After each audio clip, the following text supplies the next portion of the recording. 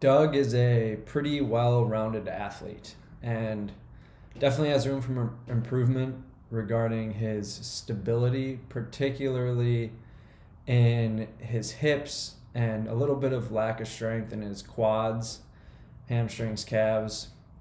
Definitely some room for improvement in lower body strength. Nevertheless, moves well, moves like an athlete, and I'll start by breaking down his body composition analysis, which shows that he's definitely under eating nutritionally, especially if his intention is to train the 4 days a week, like we're going to do with upper lower splits, squat, pull, hinge, press, and some core movement mixed in. He will require closer to 2,800, 3,000 calories from nutrient dense foods, ideally. And he's expressed to me that he consumes what I would call a standard professional who's health aware yet prioritizes convenience foods.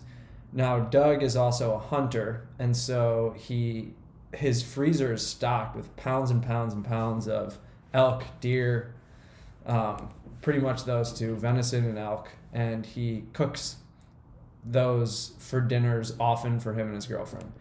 He doesn't eat very structured breakfasts or lunches, and what we'll do is introduce structured breakfasts and lunches. He's definitely under eating after his workouts in the morning, and typically lunch is more of like a grazing period where he's making decent food choices, and understands nutrient density versus processed food and doesn't eat much processed food, but just structured post-workout breakfast that consists of carbohydrate, protein, fats, and then likewise for lunch, a structured meal. He already kind of has it down with like an avocado toast and some venison meat that he'll like to eat for breakfast, which is cool. And then some meal preparation like an elk or an elk chili type of situation that he'll make. So nutritionally, I think it's just going to be a work in progress with consistency.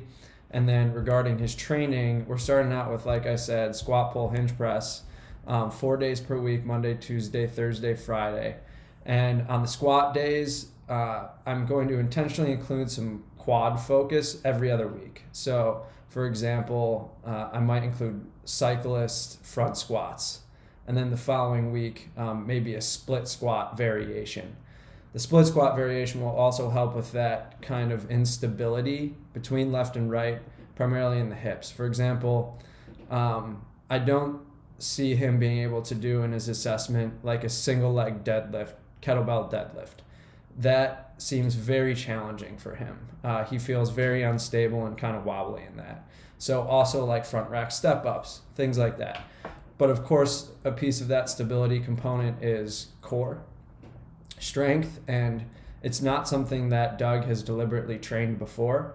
And so incorporating core as an aspect of his training while scratching that itch for him to be athletic. And so I'm trying to get him in a map 8-ish area with these kind of core finishers that also have an aerobic component, but being very clear with him on the expectation for those, which is to do it at a pace that's conversational. And it's the cyclical rowing and the cyclical biking, and that doesn't interest Doug very much. He just doesn't love it. And I really want him to love his training because he's really enthusiastic. He has a lot of notes about what he wants to achieve and accomplish and talk about in his consults. And so I'm trying to create variety that's still attainable for him and appropriate for him based on where he's at in his fitness. So definitely incorporating some aerobic style core fatiguing movements, as well as just some of those basic stability movements in there. Upper body, overhead pressing can use some improvement in shoulder stability and mobility and strength. And again, incorporating things like in his warm-up, like a side plank rotation, just to help with that shoulder mobility, stability, and making sure he's properly warmed up for those type of movements. I eventually want to get Doug to a place where he is able to do a push press rather than like a dumbbell strict press. I'd love to see him get to a point within the year or within a year, maybe at a year within his training, that he is starting to learn some Olympic lifting skills. I think that he would love it. He's expressed the desire to me personally, but I think he's got a ways to go in terms of core strength, and stability and just raw absolute strength, moving up through strength, speed, strength. So he will be working at a pretty high rep range, as it progresses through weeks 1 through 8 or weeks 1 through 6, 8 to 10 reps, 10 to 12 reps, 12 to 15 reps, at high tempo, 3-1-X1 as a base, and increasing tempo throughout the weeks as he progresses, while increasing volume simultaneously by week 7, being at 4 sets and having more time under tension, really, and better motor control. Otherwise, I think he'll make progress quickly, and he has a lot of potential. And that's where I'll leave it for Doug.